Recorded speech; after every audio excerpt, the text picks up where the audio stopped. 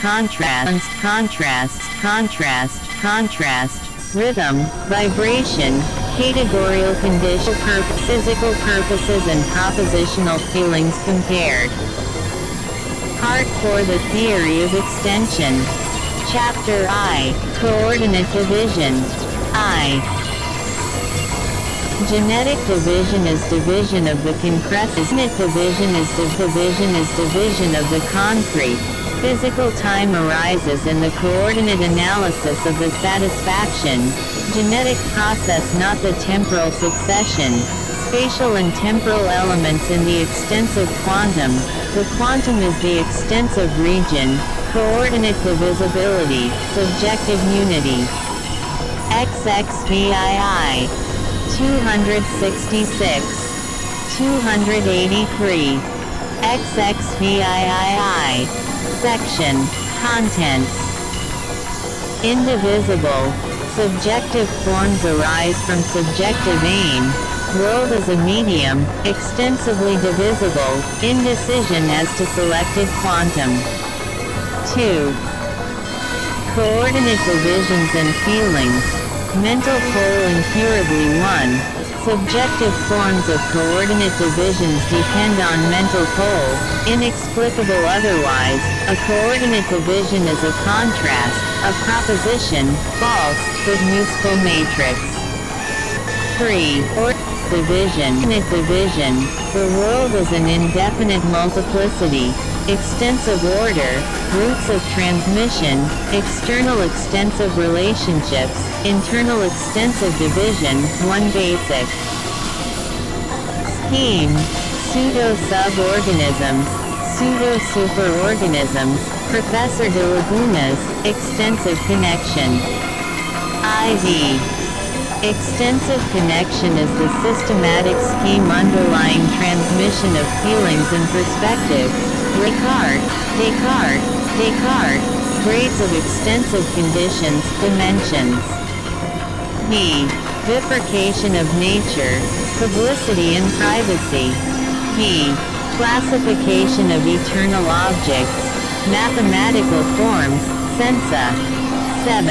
Elimination of the experient subject, concrescent immediacy. Chapter 2.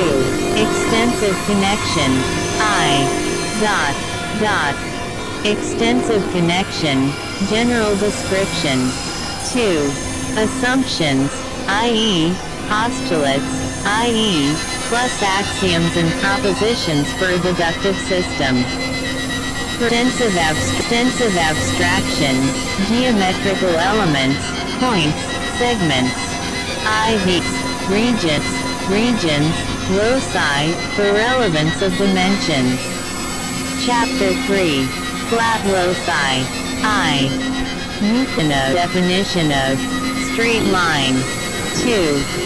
Weakness of Euclidean definition.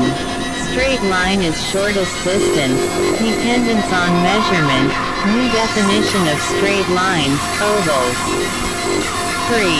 Definition of straight lines, flat loci, dimensions. IV. Contiguity. V. Recapitulation. Chapter IV. Strains. Definition of a strain. Feelings involving flat loci among the forms of definiteness of their objective data. C. Of a.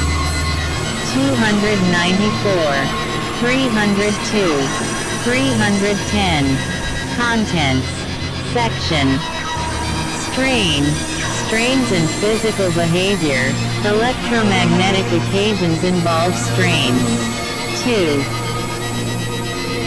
Presentational immediacy involves strains of the witness of the body, projection, focal region, transmission of bodily strains, transmutation, ultimate percipient, emphasis, projection of the sensa, causal efficacy transmuted in presentational immediacy, massive simplification, typology, symbolic transference, physical purpose. 3.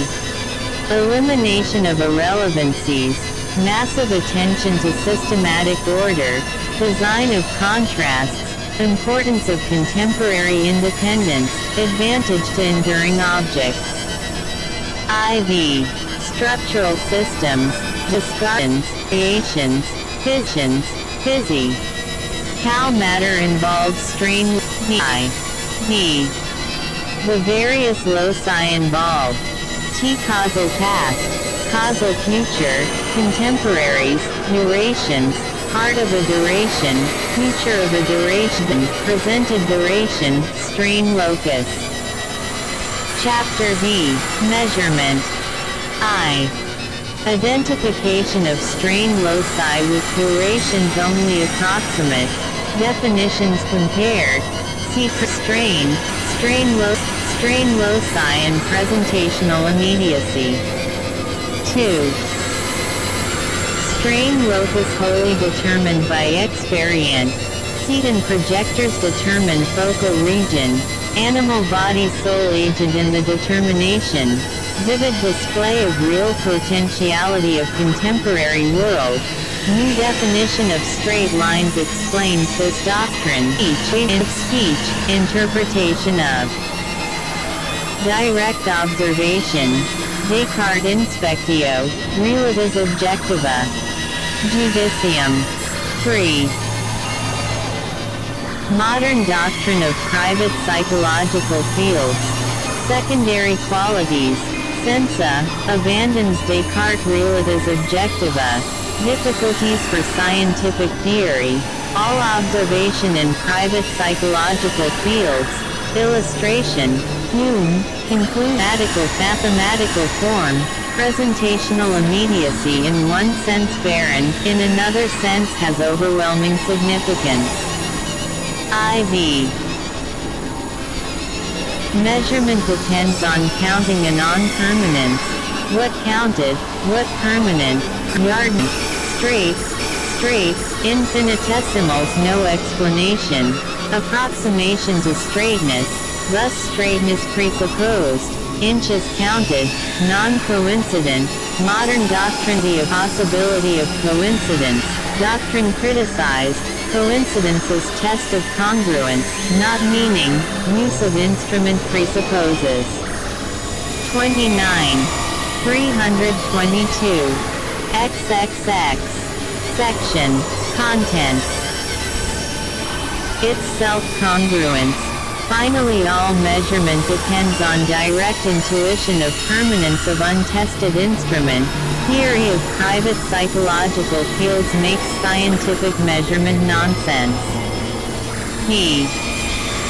Meaning of congruence in terms of geometry of lines, systems of geometry, sets of axioms, equivalent sets, incompatible sets, three important geometries, TL.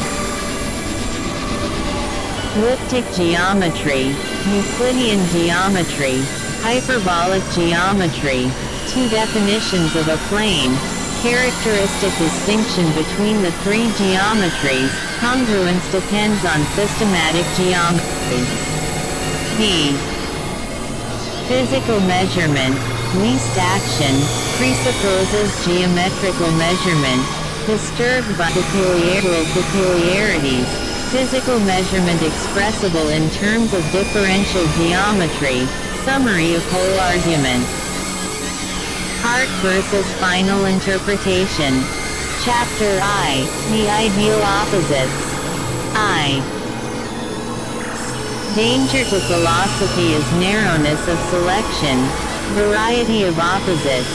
T. Puritan joy, sorrow and joy, religious fervor and skeptical criticism, reason. 2. Permanence and flux, time and eternity. 3.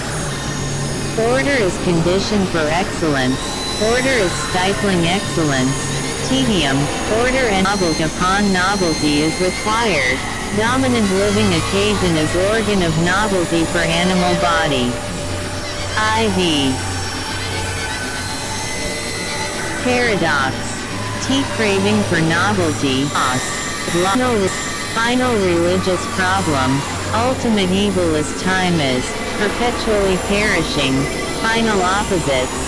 joy and sorrow, good and evil, disjunction and conjunction, flux and permanence, greatness and triviality, freedom and necessity, God and the world, these pairs given in direct intuition, except the last pair which is interpretive. Chapter 2. God and the world. I. Permanence and flux. God as unmoved mover. Conceptions of God. T. Imperial moral energy, philosophical principle. 2.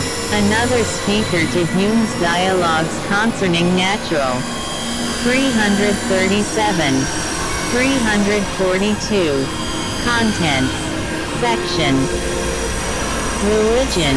Primordial nature deficiently actual, neither love nor hatred for actualities, quotation from Aristotle. 3. God's nature dipolar, conceptual and physical, this physics from the world, two natures compared. IV. God's consequent nature, creative advance retaining unison of immediacy, everlastingness, further analysis, tenderness, patience, poet of the world, vision of truth, beauty, goodness. B. Permanence and flux, relation of God to the world, group of antitheses, God an instrument of novelty for the other.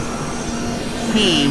Universe attaining self-expression of its opposites. 7. God is the kingdom of heaven, objective immortality attaining everlastingness, reconciliation of immediacy with objective immortality. Index. Editor's notes. 31. 353. 389. Part 1. The Speculative Scheme. Chapter I. Speculative Philosophy. Section I. This course of lectures is designed as an essay in speculative philosophy. Its first task must be to define speculative philosophy, and to defend it as a method productive of important knowledge. Speculative philosophy is the endeavor to frame a coherent, logical, necessary system of general ideas in terms of which every element of our experience can be interpreted. By this notion of interpretation, I mean that everything of which we are conscious, as enjoyed, perceived, or thought, shall have the character of a particular instance of the general scheme. Thus the philosophical scheme should be coherent, logical, and, in respect to its interpretation, applicable and adequate. Here, applicable means that some items of experience are thus interpretable, and means that there are no items incapable of such interpretation. 5. Coherence, as here employed, means that the fundamental ideas, in terms of which the scheme is developed, presuppose each other so that in isolation they are meaningless. This requirement does not mean that they are definable in terms of each other. It means that what is indefinable in one such notion cannot be abstracted from its relevance to the other notions. It is the ideal of speculative philosophy that its fundamental notions shall not seem capable of abstraction from each other. In other words, it is presupposed that no entity can be conceived in complete abstraction from the system of the universe, and that it is the business of speculative philosophy to exhibit this truth. This character is its coherence. The term logic has its ordinary meaning, including logical, consistency, or lack of contradiction, the definition of constructs in logical terms, the exemplification of general logical notions in specific instances, and the principles of inference. It will be observed that logical notions must themselves find their places in the scheme of philosophic notions. It will also be noticed that this ideal of speculative philosophy has its rational side. The rational side is expressed by the terms coherent and logical. The empirical side is expressed by the terms applicable and adequate. But the two sides are bound together by clearing away an ambiguity which remains in the previous explanation of the term adequate. The adequacy of the scheme over every item does not mean adequacy over such items as happen to have been considered. It. 3. The speculative scheme. 4. Means that the texture of observed as illustrating the philosophic scheme, is such that all related experience must exhibit the same texture. Thus the philosophic scheme should be necessary, in the sense of bearing in itself its own warrant of universality throughout an experience, provided that we confine ourselves to that which communicates with immediate matter of fact. But what does not communicate is 6 unknowable, and the unknowable is unknown, 1 and so this universality defined by communication can suffice. This doctrine of necessity and universality means that there is an essence to the universe which forbids relationships beyond itself, as a violation of its rationality. Speculative philosophy seeks that essence. Section 2. Philosophers can never hope finally to formulate these metaphysical first principles. Weakness of insight and deficiencies of language stand in the way inexorably. Words and phrases must be stretched to their ordinary usage. And however such elements of language be stabilized as technicalities, they remain metaphors mutely appealing for an imaginative leap. There is no first principle which is in itself unknowable, not to be captured by a flash of insight. But, putting aside the difficulties of language, deficiency in imaginative penetration forbids progress in any form other than that of an asymptotic approach to a scheme of principles, only definable in terms of the ideal which they should satisfy. The difficulty has its seat in the empirical side of philosophy. Our datum is the actual world, including ourselves, and this actual world spreads itself for observation in the guise of the topic of immediate experience.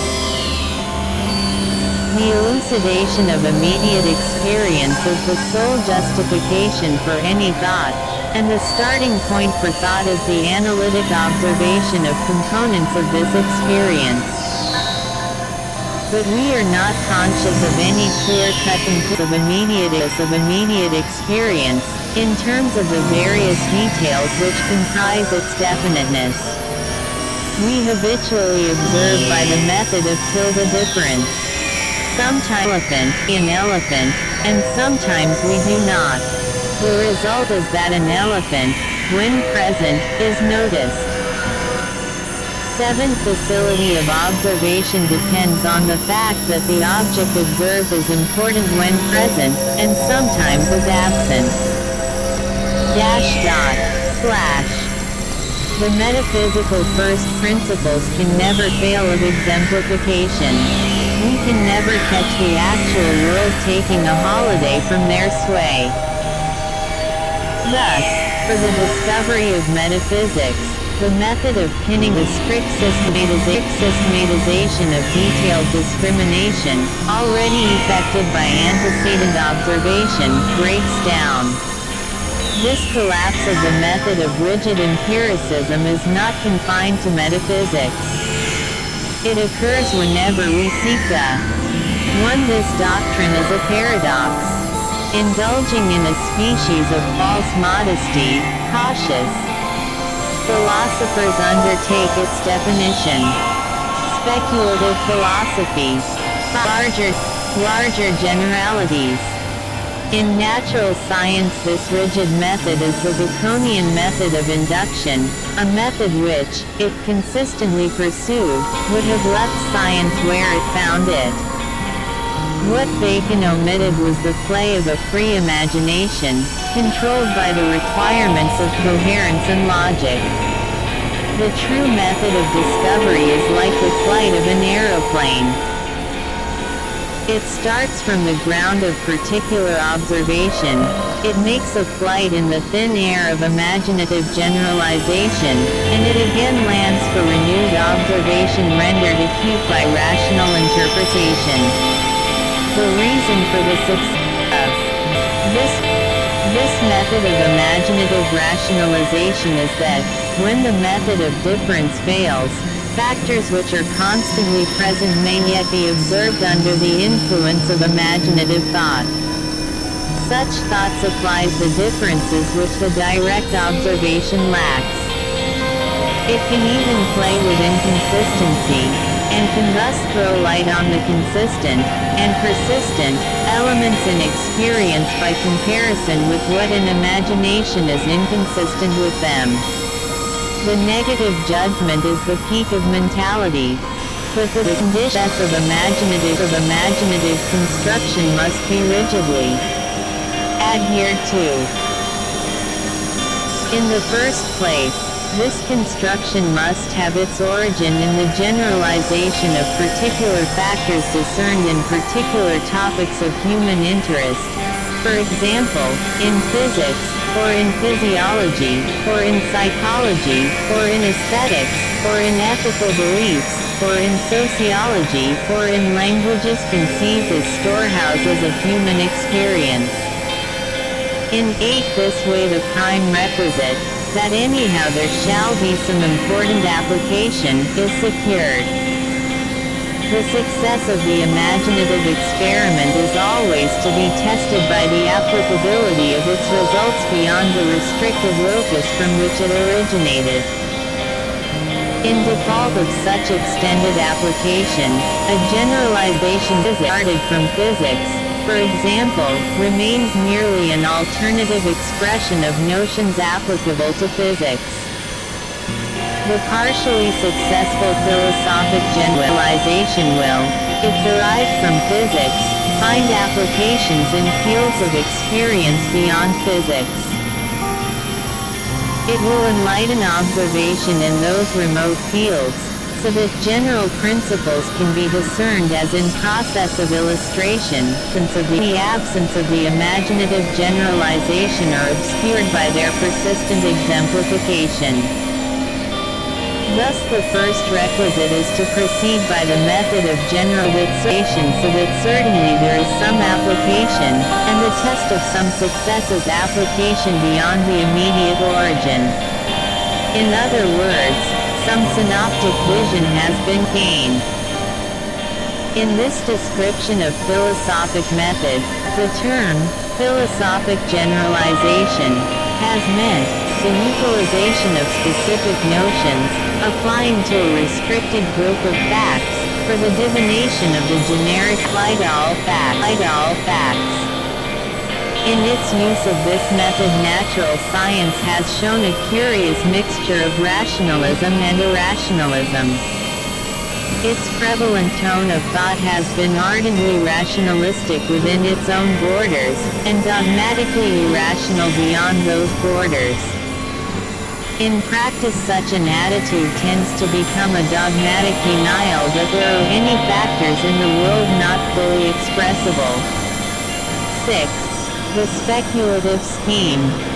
In terms of its own primary notions devoid of further generalization, such a denial of thought. The second condition for the success of imaginative construction is unflinching pursuit of the two rationalistic ideals and coherence and logical perfection. Logical perfection does not here require any detailed explanation. An example of its importance is afforded by the role of mathematics in the restricted field of natural science. The history of mathematics exhibits the generalization of special notions observed in particular instances. In any branches of mathematics, the notions presuppose each other.